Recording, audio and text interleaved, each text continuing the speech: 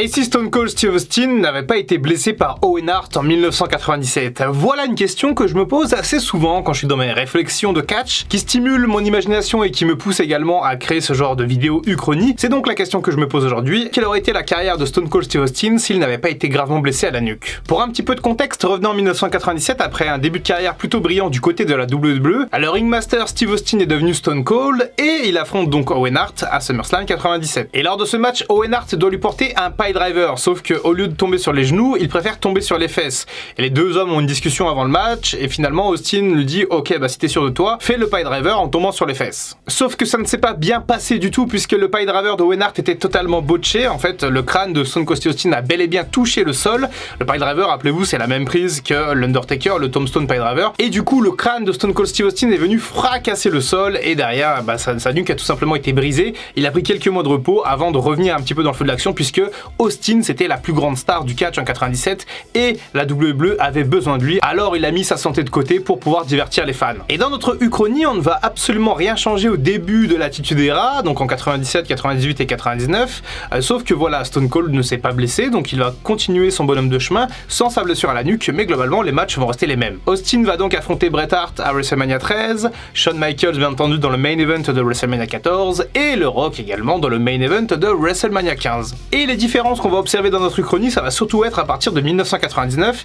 puisque fin 99, Stone Cold commence à se plaindre que sa nuque le fait terriblement souffrir auprès de Vince McMahon, et donc il est décidé de faire une opération qui sera faite en 2000. Mais dans notre uchronie, il n'y a pas de blessure, donc Stone Cold Steve Austin est toujours au top de sa forme. On peut estimer que malgré sa consommation de bière, il soit quand même toujours dans une bonne condition physique, et donc on va totalement bouleverser les plans de WrestleMania 2000. Dans la réalité, WrestleMania 2000, le main event, c'est Triple H le champion face à Mankind, face au Big Show et face au Rock, qui a gagné le Royal Rumble cette année-là. On va changer un petit peu l'histoire et on va faire gagner Stone Cold Steve Austin en 2000 au Royal Rumble pour aller affronter Triple H à WrestleMania. Un match 1 contre 1 sur la plus grande des scènes qui aurait absolument ravi les fans de l'époque. Alors certes, ça aurait mis un sacré coup d'arrêt au Rock, puisqu'il n'aurait pas été dans le main event cette année-là, mais il l'avait été à WrestleMania 15, et puis si Austin ne s'était pas blessé à la nuque et n'aurait pas été absent, je pense qu'il aurait effectivement été dans le main event face à Triple H dans tous les cas. Et pour ce match, on va bien entendu faire une nouvelle fois gagner Stone Cold Steve Austin qui va récupérer le titre des mains de Triple H. On part donc sur une nouvelle ère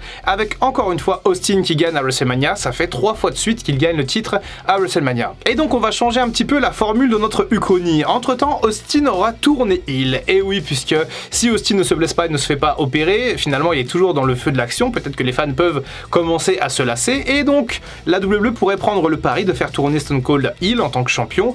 Et à l'approche de WrestleMania 17, du coup en 2001, on pourrait inverser un petit peu les rôles. Cette fois-ci c'est le Rock qui aurait gagné ce Royal Rumble là à la place d'Austin du coup dans la réalité. Austin aurait toujours le record du nombre de Royal Rumble puisqu'il aurait toujours gagné 97, 98 et 2000, et on aurait donc le Rock en tant que People Champ, en champion du peuple, qui viendrait affronter Stone Cold Steve Austin dans le main event de WrestleMania 17 pour finir l'Attitude Era. Et bien entendu dans cette uchronie on ferait gagner le Rock dans le main event de WrestleMania 17 qui récupérait le titre des mains d'Austin un partout balle au centre. Pour WrestleMania 18 en 2002, on ne changerait pas véritablement le match entre le Rock et Hogan, même si ça aurait été tentant de mettre Stone Cold Steve Austin contre Hogan, mais même s'il n'est pas blessé dans notre uchronie à la nuque, Stone Cold Steve Austin connaît quand même en 2002 des problèmes conjugaux. Et oui, il a des gros problèmes avec sa femme Debra à l'époque, dans la vie réelle comme dans notre uchronie, et la WWE va décider de le mettre un petit peu de côté, histoire que ces histoires un petit peu malsaines se tassent concernant Stone Cold Steve Austin. Donc on ne va pas mettre Stone Cold dans l'un des main events, je ne vais pas non plus le mettre face à Scott Hall à l'époque,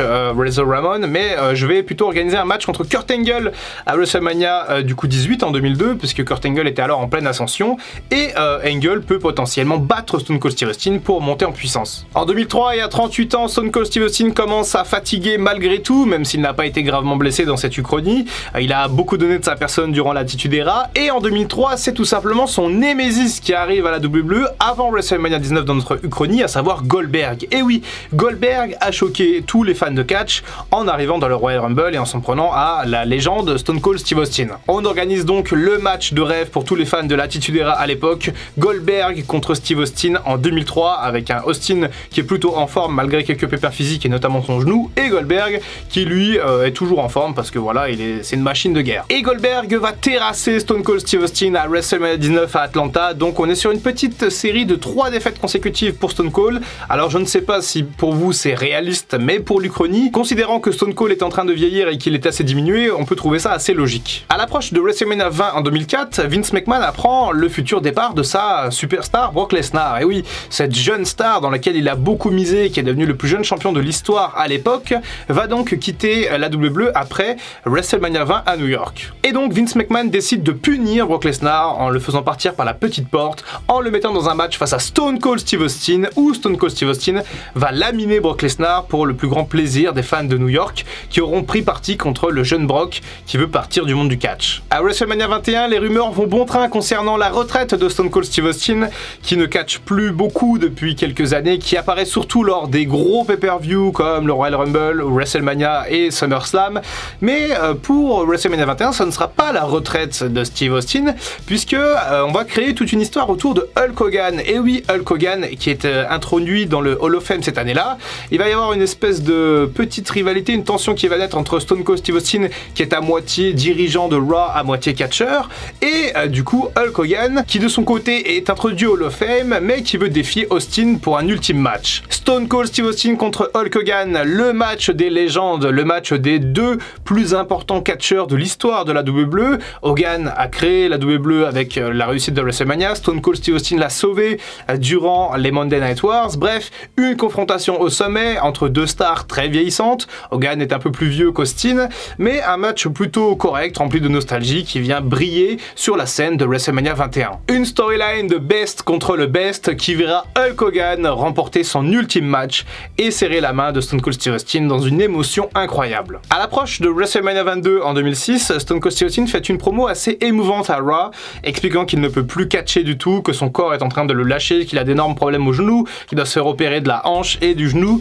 bref, qu'il est temps tout simplement de quitter le monde du catch à 41 ans. Mais il est interrompu par une vieille connaissance à lui, à savoir The Undertaker. Et oui, l'Undertaker, qui est à l'époque en rivalité avec Aiden Rich, du côté de SmackDown il me semble. Bref, l'Undertaker va venir voir son ami Stone Cold Steve Austin dans une promo pleine d'émotions, et puis après ça va partir un petit peu en tension. L'Undertaker va dire à Austin: non, tu ne peux pas partir comme ça, tu dois partir à WrestleMania devant les fans, et il te faut un dernier défi, et je serai ton dernier défi. Si tu es vraiment la plus grande légende de WrestleMania, viens chercher ma streak. Stone Cold Steve Austin face à l'Undertaker lors de WrestleMania 22, la streak de l'Undertaker. Peut-être pour le dernier match de Stone Cold Steve Austin, c'est acté, ça sera son dernier match, et bien entendu, une magnifique rencontre entre les deux hommes à WrestleMania 22 qui voit la victoire de l'Undertaker, et à nouveau on célèbre entre l'Undertaker et Stone Cold. Stone Cold a une célébration magnifique avec la foule de Chicago à l'époque, et il peut quitter le monde du catch l'âme en paix. Et bien voilà, merci d'avoir suivi cette Uchronie jusqu'au bout. N'hésitez pas à me dire ce que vous en avez pensé dans les commentaires. N'hésitez pas également à me soumettre des idées de vidéos concernant les Uchronies. J'ai déjà une liste qui est très longue, mais ça me plaît beaucoup de créer ce genre de vidéos, donc voilà, n'hésitez pas à me soumettre vos idées. C'était le Dr Wrestling, on se retrouve très bientôt pour une prochaine vidéo, et en attendant, comme d'habitude, prenez soin de vous. I can feel the blood creeping up from the heathens. Got will, got fight, got pride, got reason. If they wanna go eat, then you know I'm gon' feed them. If you're coming for me, hope you're ready for a demon.